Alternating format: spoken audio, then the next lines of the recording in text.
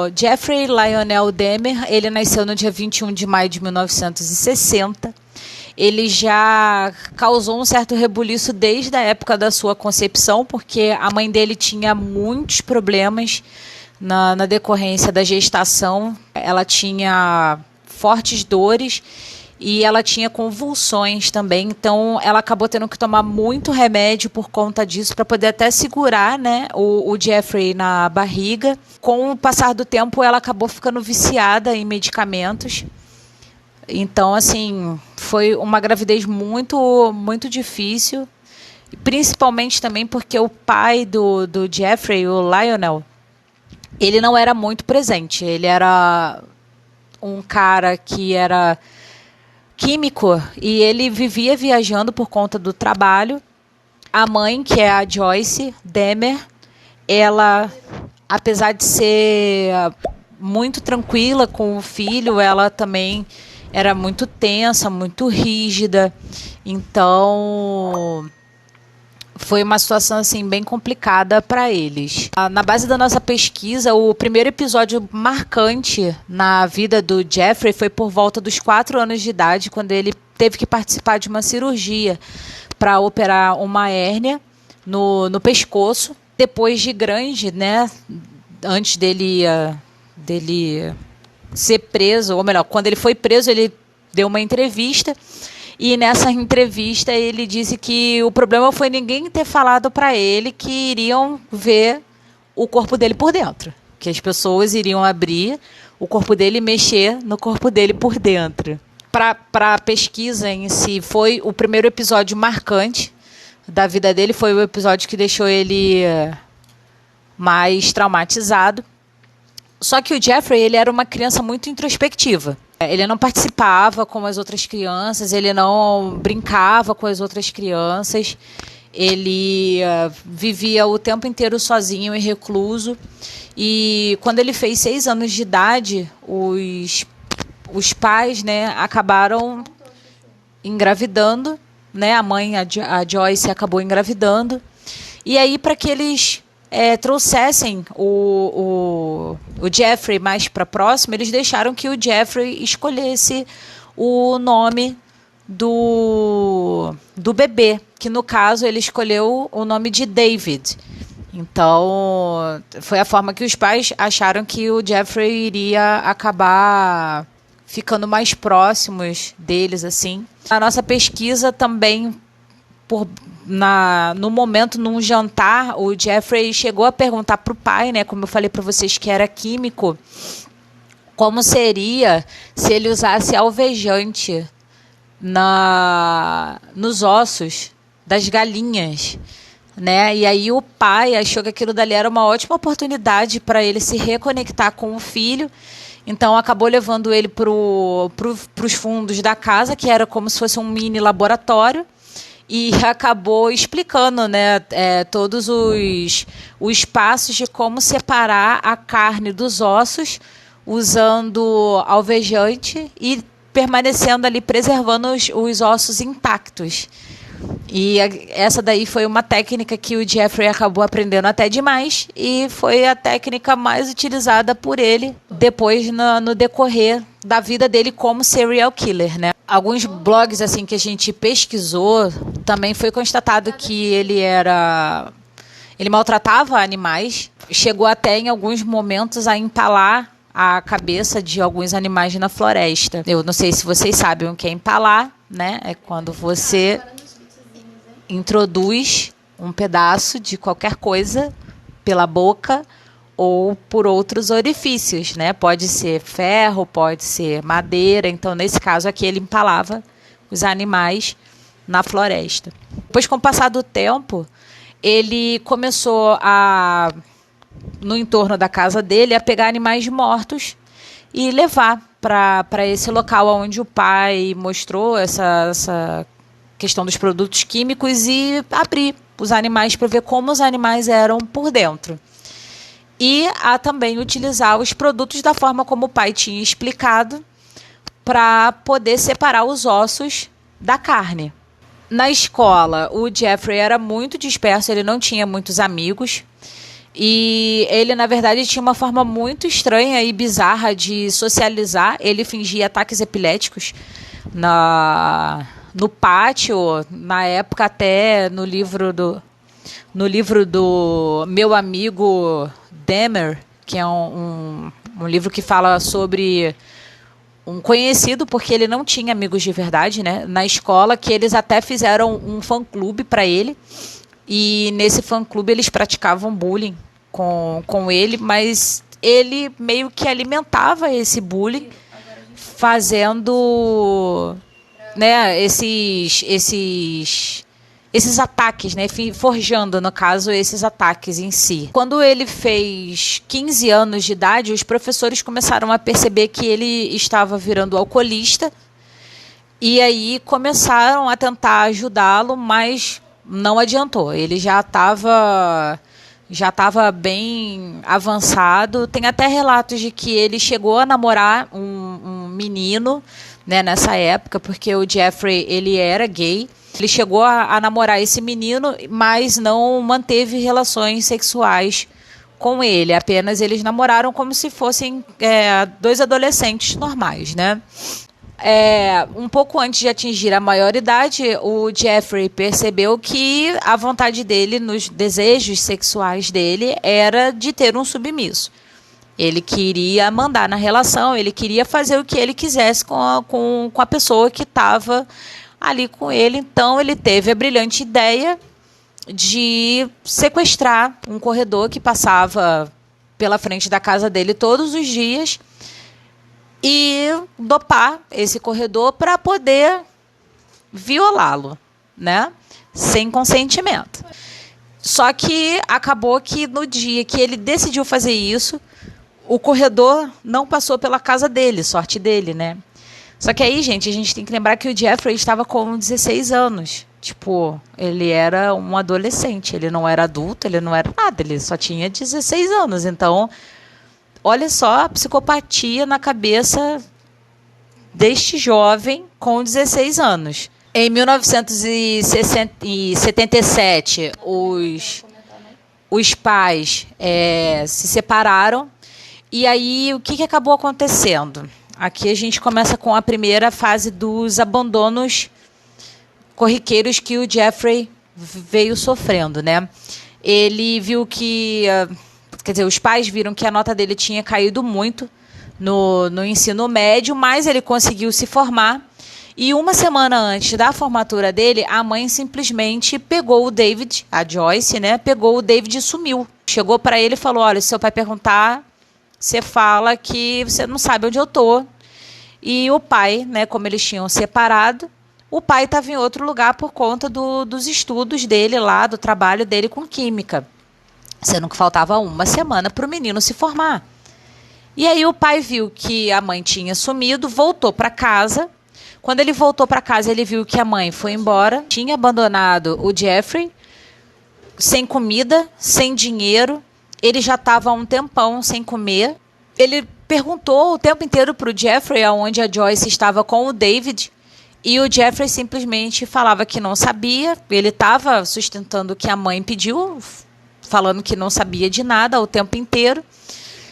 E aí, em 1978, 3 semanas depois da sua formatura, depois de Jeffrey já ter gastado quase todo o dinheiro que o pai deixou antes de ir embora, ele cometeu o seu primeiro assassinato. A primeira vítima do Jeffrey foi o Steven Hicks, que era um menino de 19 anos, que ele estava pedindo carona numa estrada, e o Jeffrey parou e convidou ele para entrar e para ir para sua casa para eles beberem e ouvirem um pouco de música. O que logo, óbvio, foi aceito, porque, né, um menino de 19 anos, viu um menino de 19 anos, pô, década lá de 70, ripongas, né, era muito normal esse tipo de coisa, tanto de pedir carona quanto de dar carona. Então eles foram para casa do Jeffrey e o Steve, depois de beber, de conversar, de tal, levantou e disse que ia embora. E o Jeffrey teve aquela sensação de abandono de novo. Quando o Steven se distraiu, o Jeffrey pegou uma barra de ferro e deu 2 barras de ferro na cabeça do Steven. E aí o Steven ficou desacordado e ele terminou de sufocar o Steven com a barra de ferro, fazendo com que o Steven falecesse. Depois que o Steven faleceu, aí vem uma parte bem pesada do falecimento do Steven. Se você for sensível, baixa aí o som. Quando eu fizer assim é porque eu acabei. Ele simplesmente se masturbou em cima do cadáver do Steven e estuprou o cadáver do Steven por várias vezes. Começou essa questão dele de fazer essas bizarrices com todas as pessoas, né, que ele acabou matando no decorrer desse tempo todo. Volta a ouvir aí, galera, para quem parou, eu esqueci de falar. Tudo bem que o que deixava ele excitado era o que ele fazia após o falecimento, mas, cara, desnecessário, mas enfim. Ele pegou o corpo do Steven e levou para o porão da casa, e aí veio a outra parte complicada, né? Ele desmembrou o corpo do Steven, banhou o corpo do Steven em ácido, separou a carne dos ossos, e aí ele jogou essa carne fora, porque até então ele ainda não tinha começado com o canibalismo, com as vítimas, e ele marretou todos os ossos. Nessa época, ele estava sozinho em casa, o pai tinha abandonado ele, a mãe tinha abandonado ele, e aí acabou acontecendo isso dele matar o Steven, levar para o porão, dissolver a carne do Steven no alvejante, né, no ácido, e triturar os ossos do Steven com uma marreta. Quando chegou em 1979, o Jeffrey se alistou no exército, mas foi dispensado em 1981 por conta do alcoolismo, né? Ele voltou a beber muito, porque ele dizia que quando ele bebia, esse tipo de pensamento não vinha na cabeça dele. Então, ele acabou voltando a beber. E um tempo depois, também, há relatos de 2 soldados que disseram que o Jeffrey acabou dopando eles e violando sem consentimento dentro de um carro blindado no exército. Então, isso também acabou culminando para a saída do Jeffrey do exército. Em 1986, o Jeffrey foi preso por se tocar, eu tenho que tomar cuidado com as palavras que usa, não banir a live, por se tocar na frente de 2 meninos, mas depois ele foi solto, foi só fichado, né? Foi a primeira passagem dele na polícia. Ele foi para a casa da avó, ele voltou para a casa da avó dele e continuou a cometer os assassinatos. Então, a gente agora vai entrar na parte dos crimes em si. Eu vou descrever alguns crimes que foram relatados de forma mais específica, não que os outros crimes não tenham a sua importância, é óbvio que todos os crimes têm a sua importância, até porque as vítimas, nesse momento, elas são muito mais importantes do que o próprio serial killer, mas eu só vou ter registro mesmo dessas vítimas nas quais eu vou tocar nesse momento. Então, eu vou falar um pouco de como funcionava esse modus operandi do Jeffrey. O que seria esse modus operandi, né? Seria a forma como ele desenvolvia as atividades dele como serial killer.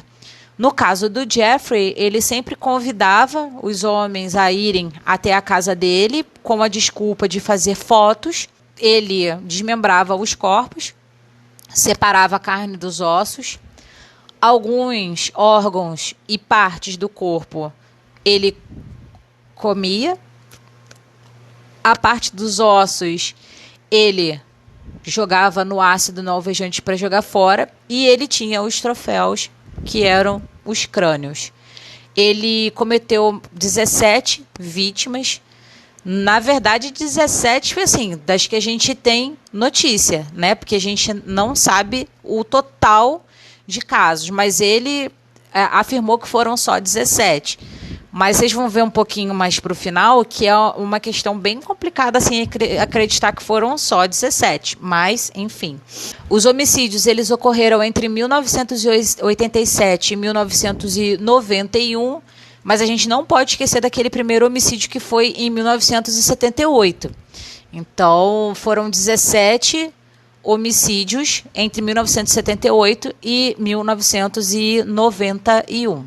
Em 1987, o Jeffrey foi a um bar gay na região e ele conheceu o Steven Tuomi, de 25 anos.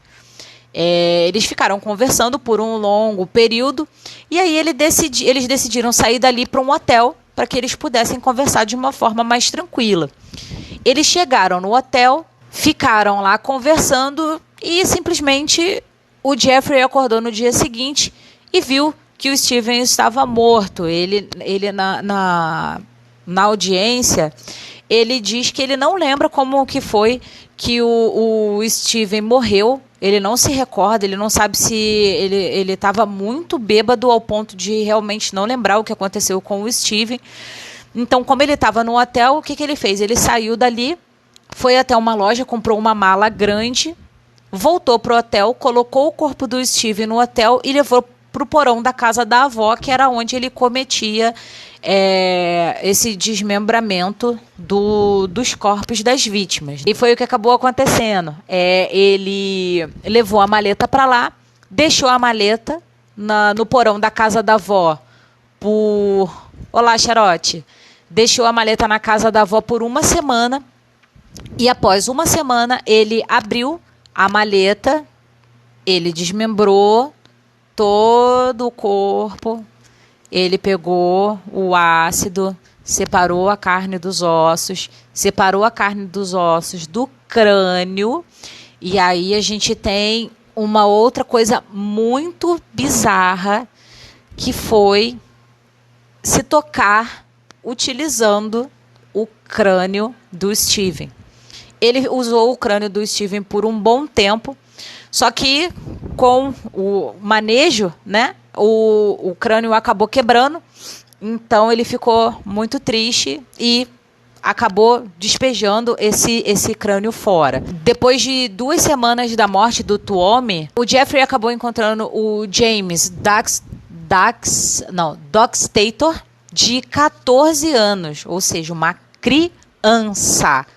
criança. O Jeffrey ofereceu $50 para poder fotografar um menino, né, que aceitou, né, criança, achou que era só para poder tirar uma foto e aceitou, foi. Os dois começaram a manter relações sexuais, né, acabou indo para um pontinho mais complicado da coisa e o Dahmer acabou aproveitando essa situação, drogou o James e aí ele fez tudo o que ele fazia com todo mundo. Ele desmembrou uma semana depois, fez a mesma coisa com o Tuomi, guardou o crânio, utilizou o crânio. Quando o crânio quebrou, ele despejou o crânio fora. Então, uns meses depois, a avó do Jeffrey, que não sabia de nada que estava acontecendo, gente, porque quando ele triturava os ossos com a marreta, ele enrolava num pano para poder abafar o som das pancadas que ele dava com a marreta nos ossos. Então a avó não sabia de nada, mas ela não estava satisfeita com a questão do Jeffrey acabar levando esses homens à noite, até porque ela só via os homens entrando, ela não via os homens saindo, né? Não trabalhava. Ele não trabalhava. E tinha a questão do cheiro, né, gente? O cara deixava o corpo uma semana antes de fazer qualquer coisa. Imagina que cheiro delicioso que estava no porão da casa dessa senhora. Devia estar horrível. E ela procurava e não achava nada. Exatamente. Aí você imagina que bizarro que é. E é o teu neto, mano, e tu não sabia tudo acontecendo ali. Mas ainda tem uma coisa pior sobre a casa da avó. E vocês vão saber um pouquinho mais lá na frente. Fica aí, porque ainda piora. Ele ainda piora a situação dessa avó. Vai por mim, que ele ainda piora. Então, o que o Jeffrey fez? Ele acabou acatando o pedido da avó saiu dali e alugou um apartamento. O Jeffrey fazia bicos nesses bares gays, nos quais ele pegava, no caso, ele era o predador das vítimas, né? Então, usava o local de trabalho para poder ver quem seria a próxima vítima, né? No final das contas. Em 1989, ele foi preso pela segunda vez e dessa vez foi por abusar sexualmente de um menino de 13 anos. Então, esse aqui é um menino que eu falei para vocês guardarem essa informação na cabeça, porque a gente vai falar sobre ele lá na frente, tá? Ele não é uma peça importante, mas ele é importante também para a história. Ele tinha conseguido uma condicional e ele se viu obrigado de dormir no presídio e durante o dia de ir trabalhar, porque ele era obrigado a arrumar um emprego, porque a condicional funciona assim, né? Você tem que trabalhar, mostrar que está trabalhando, porque senão você não tem como sair. E ele acabou usando esse tempinho que ele saía para também cometer os seus crimes, porque ele não cometia, né? Uma pessoa tem condicional e tá matando pessoas.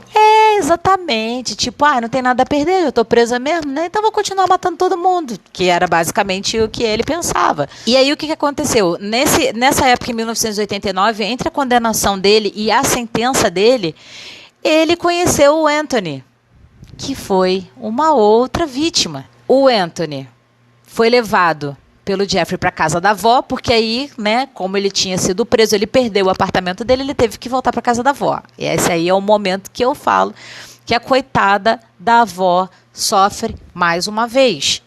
Ele levou o Anthony para casa da avó, mesma coisa, ele drogou, ele matou, ele desmembrou e ele usou a banheira da avó para fazer tudo isso. E ela tava onde? A avó depois tomou banho na banheira. Ela tava onde? Eu não sei, essa parte não fala. Mas ele usou a banheira da avó para decapitar o Anthony e esfolar o Anthony. Uma pessoa consegue limpar? Não, o pai dele era químico. Então ele sabia tudo sobre limpeza, né? Cara, mas fica alguma coisa. Fica resíduo. Ela era idosa. Né? O cheiro, como que não sente? Mas você entra no teu banheiro e tu sente um cheiro de Produto forte. Beleza, tu pensa, alguma coisa aconteceu aqui. O que tinha no meu banheiro para esse menino limpar tanto? Exatamente. Não tem lógica. Não tem lógica. E aí ele acabou usando o mesmo procedimento de retirar a carne dos ossos que ele usava antes com alvejante ácido. Jogou, né, os restos pelo ralo, porque ele jogava pelo ralo também, né? Ainda tem isso. Ele também jogava pelo ralo, porque não era só isso. E aí teve uma diferença do Anthony, porque, abre aspas, o Anthony era extremamente atraente. Então, o que o Jeffrey fez? O Jeffrey, além de guardar o crânio do Anthony, ele guardou o pênis em acetona. Ele guardou o pênis e a cabeça do Anthony na acetona. Ele já estava incomodado, né, com a questão da avó perturbando a cabeça dele. Com toda a razão, vamos e convenhamos, ele alugou um outro local. E quando ele foi embora, ele levou o pênis e a cabeça do Anthony para o novo apartamento dele. Ainda bem, né? Porque imagina, coitada coitada da senhorinha, não tem nada a ver com isso, né? Em 1990, o Jeffrey começou a fazer algumas coisas diferentes que assim, não estava naquele modus operandi dele. Então, ele começou a modificar o modus operandi de acordo com essa vítima em diante. Ele evoluiu o modus operandi. Sim. Acabou evoluindo para pior. Ele conheceu o Raymond Smith, de 32 anos. Ele fez a mesma coisa, o início foi igualzinho. Ele estrangulou, né? Antes de estrangular, ele drogou a vítima. E aí ele começou a pegar o cadáver e colocar em posições sexuais, a violar o cadáver e tirar fotos com Polaroid. Pessoal que é mais novo, Polaroid era uma máquina fotográfica antiga que na hora que você tirava a foto, você balançava e automaticamente a foto já saía ali impressa, né?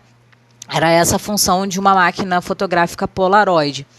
E aí o Jeffrey acabou fazendo as mesmas coisas depois que ele cansou, né, de fazer uso do corpo, né, do Raymond, que já estava no estado de decomposição um pouco mais avançado.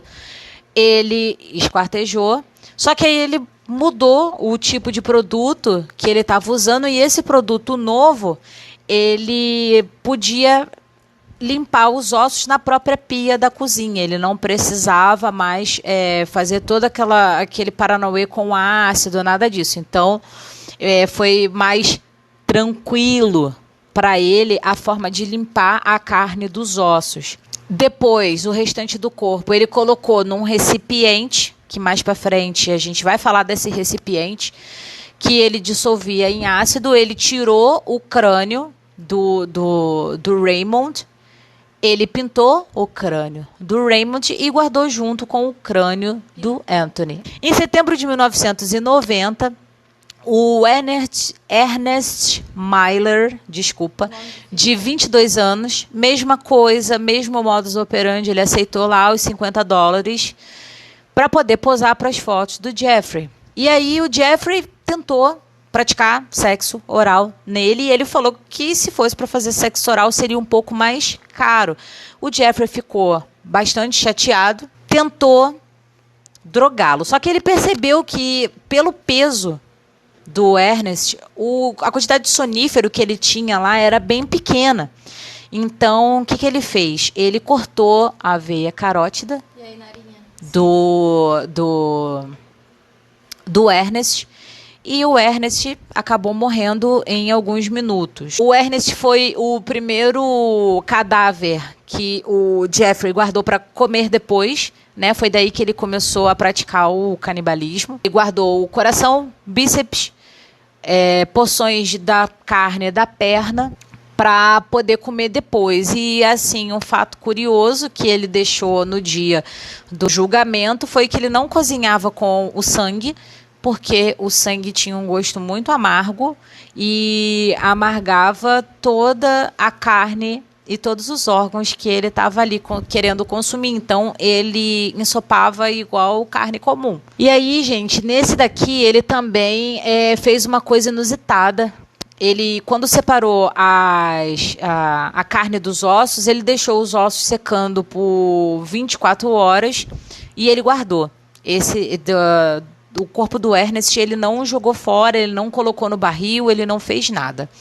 Ele guardou, ele colocou a cabeça do Ernest no congelador, sem tirar a pele do crânio. Ele queria depois pintar o crânio, no caso com pele do Ernest, com esmalte. Ele acabou deixando no freezer. Agora sim, eu vou falar o caso mais chocante para vocês. E se você for sensível, não escuta, porque esse é o pior assassinato do Jeffrey. Não só a parte do assassinato, mas a negligência policial nesse sentido aqui. Tudo bem que a gente está falando da década de 90, mas, gente, cara, bizarro. Vamos passar para o caso mais chocante, que aconteceu em 1991. Vou ler o nome do menino porque ele é do país de Laos, que eu nem sabia que esse país existia, fiquei sabendo hoje. E o nome dele é um pouquinho complicado. O nome dele é Conerak Sinphasomphone. Eu vou chamar ele só de Conerak. Ele tinha 14 anos, na época que foi aliciado com o mesmo discurso de sempre, $50 para poder fazer o ensaio fotográfico. Vocês lembram daquele caso que eu falei do menino de 13 anos, que ele foi preso? Para poder vocês lembrarem agora, que eu falei para vocês lembrarem. Então, gente, ele era irmão do Conerak. Ele teve a sorte que o irmão não teve, porque infelizmente o Conerak morreu. Mas aquele menino lá de 13 anos que sofreu todo aquele assédio, ele permaneceu vivo. E esse caso, como eu falei para vocês, ele é complicado porque o Jeffrey mudou mais uma vez o modus operandi dele. Ele agora queria fazer zumbis sexuais. Ele tentou fazer uma lobotomia no Conerak. Uma lobotomia, para quem não sabe, era feita lá na década de 50, 60, quando as pessoas eram consideradas pacientes psiquiátricos, e consistia em enfiar uma agulha no olho até o lóbulo traseiro aqui de trás, que eu esqueci o nomezinho agora nesse momento, e eu não fiz pesquisa para colocar ele aqui, porque já é pesado demais falar desse jeito. E aí você injetava um líquido naquela época. O Jeffrey teve a brilhante ideia de injetar ácido sulfúrico no cérebro desse menino, para poder transformar ele num zumbi sexual. O menino ainda estava meio consciente. Ele levou o menino para o quarto. Tinha um cara que ele tinha matado há 3 dias atrás, chamado Tony Hughes. O menino olhou para o cara, desmaiou, porque ele estava, complicado, não tinha condições de responder por ele mesmo. O Jeffrey percebeu que ele desmaiou, saiu, foi comprar bebida. Voltou para casa, consumiu a bebida, depois de ter praticado atos com o menino, que ele agora transformou em seu zumbi sexual, e dormiu. O Conerak, no dia seguinte, acordou, saiu de casa e tentou pedir ajuda. Só que o que aconteceu? Por conta do ácido que foi injetado no cérebro dele, ele não estava conseguindo falar inglês. Não sei o porquê, deve ter acontecido alguma coisa. Então eles não é a língua materna, exatamente. Então ele estava falando em laosiana, que foi daí que eu descobri que existia esse país de Laos, que é República de Laos. Eu nem sabia que esse país existia, descobri hoje, como eu falei para vocês. Então ele só conseguia falar na língua materna dele, que era essa língua laosiana, e ele encontrou com 3 mulheres. Aí vem a parte bizarra que eu falei para vocês da negligência policial. Ele encontrou com 3 mulheres. Essas 3 mulheres entenderam mais ou menos o que ele estava tentando explicar. Elas ligaram para a polícia. A polícia chegou. E logo depois que a polícia chegou, o Dahmer chegou atrás. O Jeffrey chegou atrás. E aí as mulheres começaram a explicar para esses policiais o que estava acontecendo. O Dahmer falou que não era nada disso, que eles eram namorados, que eles tinham brigado. Que ele tinha 19 anos. Que ele tinha 19 anos. Que ele não era menor de idade, como ele estava tentando explicar para as moças. A polícia acreditou no Jeffrey, porque...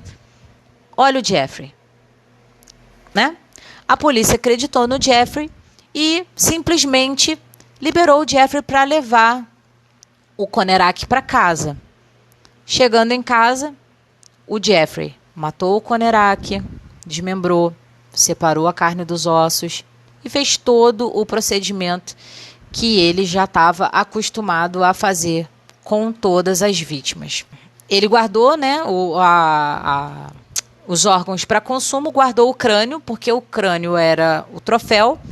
Tiveram as outras vítimas, que foram 17 no total, antes do sobrevivente, porque foi através do sobrevivente que o Jeffrey foi preso. Então foram 17 vítimas, 17 crânios. Na verdade, 17 crânios não, porque o primeiro crânio ele não ficou e 3 crânios foram quebrados. Então ele tinha mais ou menos, se eu não me engano, 11 ou 12 crânios em casa, que ele guardava todos para poder praticar atos com esses crânios, que como eu expliquei para vocês. Ele foi pego no dia 22 de julho de 1991.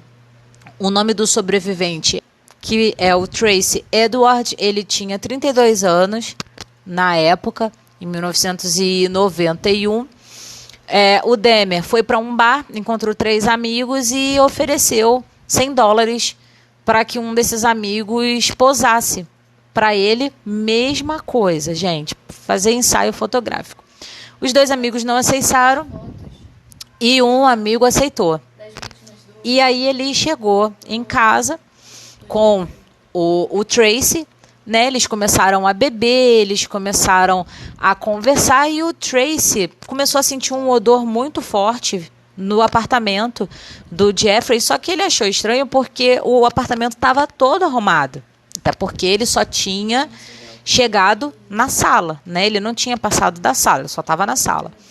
E aí ele acabou também percebendo que haviam muitas caixas de alvejante na sala, e ele perguntou para o Jeffrey para que serviam aquele montaréu de caixa de alvejante, e o Jeffrey explicou que ele limpava tijolos. Não colou muito bem não, até porque, né, limpar tijolos com alvejante, enfim, é uma desculpa meio esfarrapada. E aí eles continuaram conversando e o Tracy se distraiu olhando para um aquário. O Jeffrey veio e, botou uma algema num dos pulsos e tentou colocar no outro pulso. E aí o Tracy afastou ele, perguntou o que estava acontecendo, e o Jeffrey explicou que fazia parte do ensaio fotográfico, que era para eles irem para dentro do quarto dele. Chegando no quarto do Jeffrey, o cheiro começou a ficar muito acentuado. O Tracy percebeu que o cheiro estava muito acentuado. E estava passando o Exorcista 3 na televisão. O Tracy achou aquilo muito estranho. E o Jeffrey apareceu com uma faca, dizendo que queria matar o Tracy. E aí o Tracy falou que não iria revidar, que faria tudo o que ele pedisse. Começou a desabotoar a blusa. Ele disse que ele estaria ali solícito para ajudar, se ele quisesse transar, se ele quisesse fazer qualquer tipo de coisa, mas que não era para matá-lo. E aí ele chegou, encostou o ouvido no peito do Tracy e falou que a intenção dele era só comer o coração do Tracy. Só que o Jeffrey, ao contrário de todos os outros crimes que ele praticou, ele não matou, ele não drogou, ele não estava bem nesse dia, ele estava muito transtornado. Tracy acabou percebendo isso e perguntou se podia ir no banheiro. E o Jeffrey acabou falando que sim, que ele poderia ir ao banheiro, mas que quando ele saísse do banheiro era para ele retornar para a sala para eles continuarem conversando. E aí o Tracy falou, de boa, vou lá no banheiro e já volto. O Tracy foi ao banheiro. Óbvio que ele não queria fazer nada, ele provavelmente foi procurar algum lugar para poder sair, mas como era um apartamento, ele só tinha duas opções. Ou ele se jogava pela janela e morria, ou ele tentava sair pela porta. Então ele voltou para a sala, sentou do lado do Jeffrey, sentou e continuaram conversando. E foi aí que ele percebeu que o Jeffrey, mais uma vez, estava muito disperso e ele deu um soco na cara do Jeffrey e saiu correndo. Só que é o seguinte, gente, eu não comentei isso porque, né, deixei para comentar agora. O Tracy era negro ou preto, né, dependendo da pessoa que tá falando, porque tem gente que fala negro, tem gente que fala preto, então eu vou falar os dois para poder não haver problema de discriminação, tá, gente, na questão da palavra. E aí o Tracy saiu correndo com uma algema, sem camisa, negro, Estados Unidos, 1991, bateu com 2 policiais. O que aconteceu? Os 2 policiais sacaram suas armas e pediram para que ele parasse naquele momento. Ele tentando explicar o que estava acontecendo e explicar que tentaram matar ele. E, gente, a gente sabe como é o preconceito nos Estados Unidos. A gente tem a ideia de como funciona o preconceito nos Estados Unidos. 2 policiais brancos abordam um negro sem camisa, com uma algema no pulso, e eles vão tratar de forma normal? Era para tratar. Mas, infelizmente, lá é preconceituoso demais. Então, o que acabou acontecendo? Eles não estavam acreditando no que o Tracy estava falando. Eles ficaram naquele embate durante um bom tempo. E, em momento nenhum, o Jeffrey decidiu ir atrás do Tracy. O Jeffrey ficou em casa. E, depois de muito conversar com os policiais, enfim, cederam e viram que, realmente, o Tracy estava muito agitado. E que ele poderia estar falando a verdade. Então, eles decidiram verificar a história do Tracy. Foram até a casa do Jeffrey, bateram na porta, e o Jeffrey, com a cara mais lavada do mundo, abriu, perguntou o que estava acontecendo. E aí eles mostraram o Tracy, e o Tracy falando que ele queria matar, ele falou que não tinha nada a ver, que eles eram namorados, eles estavam praticando atos sexuais com sadomasoquismo, por isso da algema no pulso do Tracy, e que não tinha nada a ver com o que estava acontecendo, eles só eram namorados. E o Tracy lembrou da faca. E aí o Tracy falou, não, ele tem uma faca no quarto dele, vão até o quarto dele que ele tem uma faca. E aí os policiais perguntaram para o Jeffrey se eles poderiam entrar. O Jeffrey, na maior cara de pau, abriu a porta e falou, pode entrar, não tem problema nenhum. Eles entraram na casa do Jeffrey, chegaram na sala, né, viram a casa super organizada, mas aí o cheiro chamou a atenção dos policiais. E quando eles chegaram no quarto, eles viram as Polaroids, né, as fotos de Polaroid dos corpos, viram fotos de corpos decapitados, avistaram um tonel enorme azul e viram que era dali que estava vindo o cheiro. Vou colocar a foto do tonel para vocês, pode deixar que não é nada bizarro não. Aqui, ó. Esse era o tonel. Esse tonel enorme estava no quarto do Jeffrey. Vocês já vão saber o que estava ali dentro. Fala, amor. Você não falou não o que estava ali dentro? Não, eu vou ler ali ainda. Ele carrega... Vou falar perto do fone. Não quero aparecer. Tá. Ele carrega esse tonel desde a casa da avó. Uhum. Ou seja, basicamente, todos os mortos estavam ali dentro. Sim, pelo menos uma parte deles. Tipo, há sei lá quanto tempo. Sim. No mesmo coisa. Sim, lembrando que essa questão dele guardar foi de 1987 a 1991. Foram 16 assassinatos nesse período, porque o primeiro foi em 1978 e, como eu falei para vocês, o crânio acabou quebrando, então ele se desfez desse crânio. Não vejam as fotos. Os policiais acharam as fotos, viram o barril, prenderam o Jeffrey em flagrante, chegou a equipe técnica, que é esse pessoalzinho aqui, né, carregando o barril. E aí agora eu vou ler para vocês as palavras que foram tiradas da bibliografia do Jeffrey. Por favor, se você tem estômago fraco, não escuta. Quando acabar eu faço assim, baixa o som agora. Eu vou lembrar, eu sempre esqueço, mas eu vou lembrar de fazer assim. Baixa o som, vou começar a ler agora. Descobriram um total de 4 cabeças decepadas na cozinha de Dahmer, enquanto um total de 7 crânios, alguns pintados e outros branqueados, estavam no quarto dele e dentro do armário de roupa.